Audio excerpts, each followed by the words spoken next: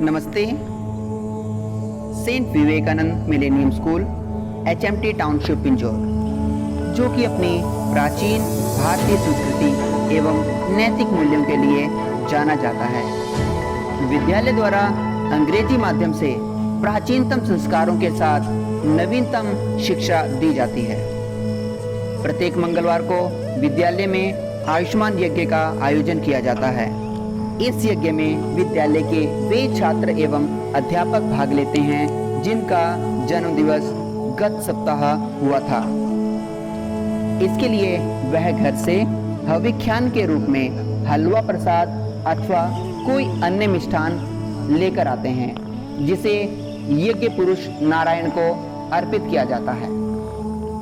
हवन अथवा यज्ञ भारतीय परंपरा एवं हिंदू धर्म में शुद्धिकरण का एक कर्मकांड है।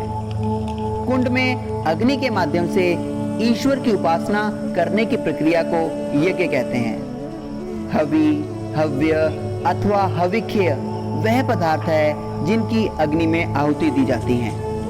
हवन कुंड में अग्नि प्रज्वलित करने के पश्चात इस पवित्र अग्नि में फल, शहद, घी, काष्ठ इत्यादि पदार्थों की आहुति प्रमुख रूप से दी जाती है।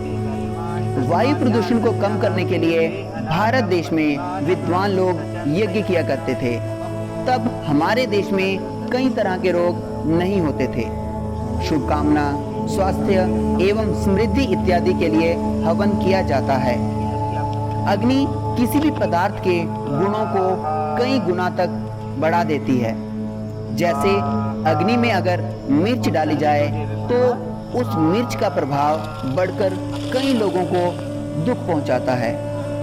उसी प्रकार यदि अग्नि में औषधीय तत्व डाले जाएं तो वह धुएं के माध्यम से संपूर्ण वातावरण में फैलकर उसे पवित्र एवं कीटाणुओं से रहित करता है। हवन के माध्यम से वातावरण सुगंधित होता है। नकारात्मक ऊर्जा सकारात्मक ऊर्जा में परिवर्तित हो जाती है। हवन करते समय किन किन उंगलियों का प्रयोग किया जाए, इसके संबंध में मृगी और हंसी मुद्रा को शुभ माना गया है।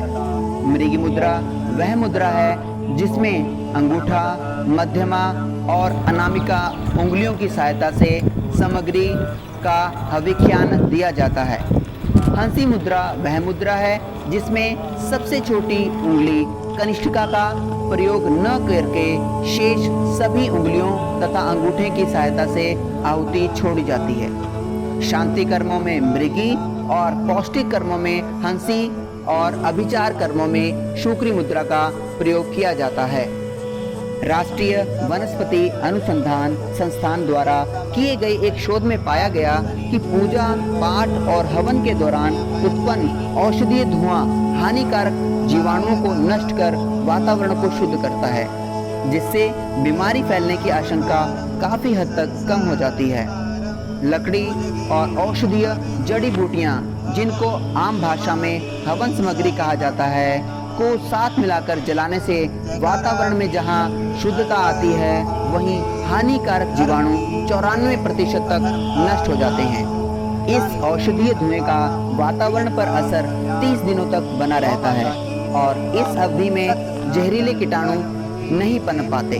धुएं की क्रिया से न सिर्फ व्यक्ति के स्वास्थ्य पर अच्छा प्रभाव पड़ता है, बल्कि यह खेती में भी खासा असरकारक साबित होता है।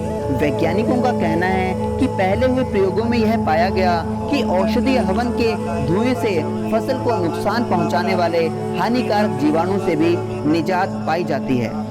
मनुष्यों को दी जाने वाली तमाम तरह की दवाइयों की तुलना में अगर औषधीय जड़ी बूटियां और औषधि युक्त हवन से धुएं के रोगों में ज्यादा फायदा होता है और इससे कुछ नुकसान नहीं होता, जबकि दवाओं का कुछ ना कुछ दुष्प्रभाव अवश्य होता है। इसलिए हम सभी को नित्य प्रतिदिन हवन करना चाहिए। धन्यवाद।